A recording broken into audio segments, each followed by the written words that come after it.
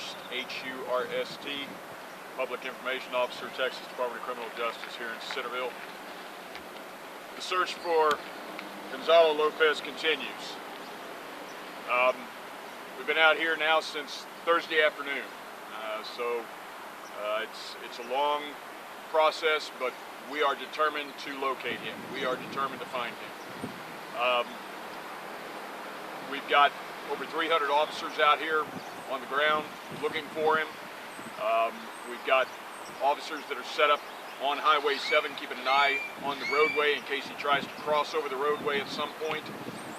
He's done this in the past, where he has escaped and hid low to try and avoid law enforcement, so we're a little familiar with his method of operation. And it appears that's what he's doing again this time. He's hoping we're going to give up. We're not going to give up. We're going to stay after him until we get him. So that's what's going on right now. We've had officers on foot and on horseback, as well as with our canine patrols, and a helicopter from the Department of Public Safety searching the area for him today. Unfortunately, nothing has paid off today, but we're not quitting. We're still continuing our search. So we'll keep looking for him as the afternoon continues on into the evening. This is an around-the-clock operation. We don't stop when the sun goes down. When the sun goes down, we still keep looking. So if anybody says, oh, you know, it's nighttime, they're going to quit looking, that's not the case. No, we're still looking for him. Because that could be a time when he's trying to make a move during the nighttime. And if that's what he's going to do, we're going to find him. So, a couple of things I want to express our appreciation for to the public. There have been a lot of folks that have come forward realizing that this is a massive operation for us. If you were to go back here into Leon County where we have our command post set up, it's almost like a small community back there. And when you've got a small community, you got to feed those people and you got to make them comfortable and things like that. And although we are set up at the Texas Department of Criminal Justice for handling an emergency situation like this, there have been private citizens and businesses that have come forward to help us out in this effort, and we appreciate it very much. They didn't have to do this. We didn't ask them to do this. They volunteered to come forward and help with this, and we want to recognize these businesses and these people that have done this. McKenzie's Barbecue in Huntsville, Texas, Domino's Pizza in Palestine, Woody's Smokehouse right here in Centerville, Duran's Italian food restaurant right here in Centerville, Sonic in Madisonville, Hometown Pizza in Jewett, Nacogdoches Police Department and Fire Department, the Dodge dealership in Huntsville donated a truckload of water, Chick-fil-A in Palestine with some sandwiches. All of these folks, all of these businesses have donated something in the way of food or drinks or a combination of the two to keep these officers out here fed and watered and make sure that everybody keeps a level of attention going, where they're not hungry or they're not thirsty. So our thanks to these folks, these businesses that have come forward and taken the time. They didn't have to do this, and we appreciate it very much that they have done this. Another thing, Clay, I know you've asked this a couple of times, and there have been some other reporters that have asked this about the residents back here.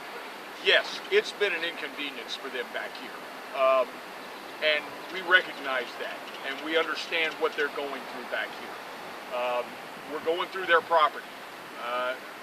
There's been some times where we've had to cut through some fence lines, and we're making good on repairing those fence lines when we have to do that. They've been inconvenienced by what's happened here, and we understand and we appreciate their patience. We appreciate their understanding. And it's a situation that unfortunately shouldn't have happened, but it did.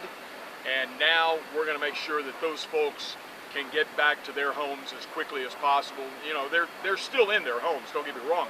They're in their homes, but we're going to make sure that they get back and live in a more comfortable situation where they're not having to be concerned about us going through their property or this escaped inmate going through their property or things like that. So, again, our thanks to the residents that live here in western Leon County that are understanding what we are doing and are being very patient with what's happening.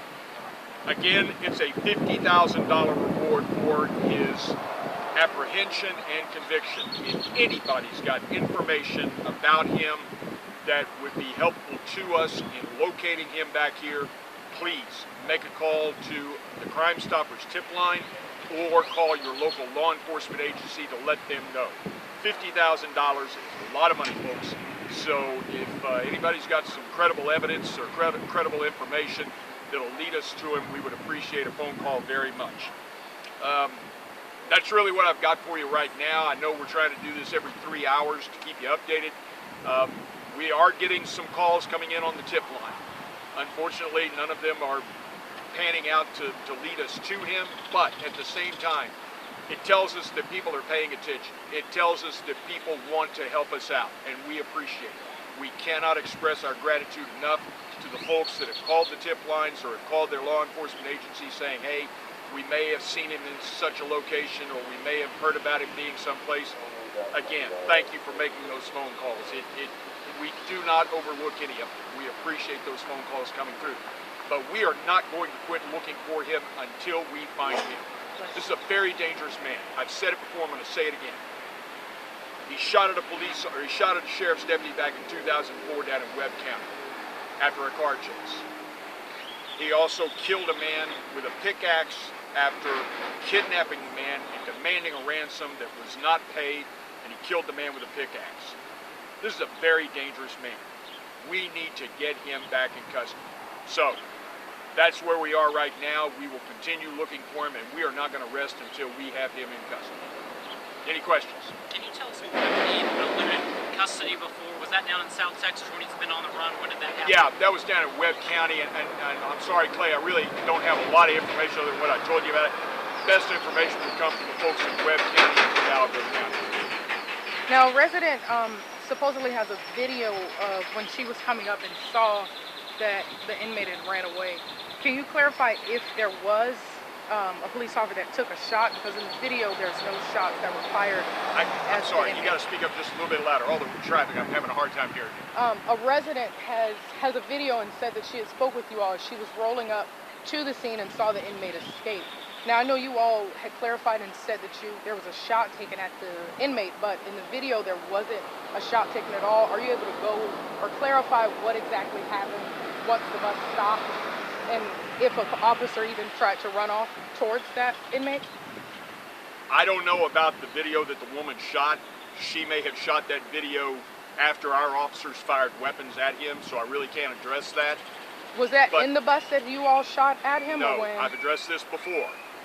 When we shot at him was when he had gotten out of the bus, after the bus had come to a complete stop. Let me go back over the whole scenario again. The bus is eastbound from Gatesville to Huntsville, coming here into Centerville, about 1.5 miles, maybe 2 miles west of here. He manages to get into the driver's compartment of the bus. When he gets into the driver's compartment of the bus, that's when he starts fighting with Officer Smith. Officer Smith stops the bus. They then roll out outside of the bus and continue fighting. He manages to get back onto the bus. Lopez gets back onto the bus. Officer Breiniger, who was in the back of the bus with the shotgun, goes out the emergency door at the back of the bus. He fires 2 shots into the rear tires of the bus. Lopez still drives the bus down the road, maybe about 1.5 miles, and then loses control of the bus because the back tires are shot out. Officer Breiniger and Officer Smith catch up to the bus on foot. They catch up to the bus. They see him running out across the pasture. That's when they fire shots at him as he's running across the pasture. They shoot him with their service weapons. They also shoot at him with the shotgun. We don't think he got hit, but he got shot at while he's running out across the cow pasture northbound. Again, we don't know if we hit him. We don't know if they hit him or not.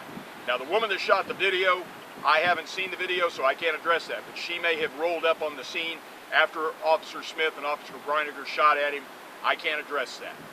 So that's what I can tell you about. The last we saw of Lopez was as he was running across the cow pasture northbound from the bus after it had been disabled, and he had run it off the road and it had become disabled. So at the time of the scuffle, the second officer, while they were fighting with Smith, was he just getting out of the emergency vehicle, out of the emergency exit, or while they were fighting, what was the second officer doing before he shot out the tire and let that time lapse? From what I've been told, while Smith and Lopez are fighting on the ground, he gets out of the back of the bus through the emergency door in the back, realizes what's happening, and quickly and smartly shoots out the back tires to make sure that if for some reason Lopez did get back on the bus, which he did, to make sure that those back tires were shot out so that he couldn't go further down the road.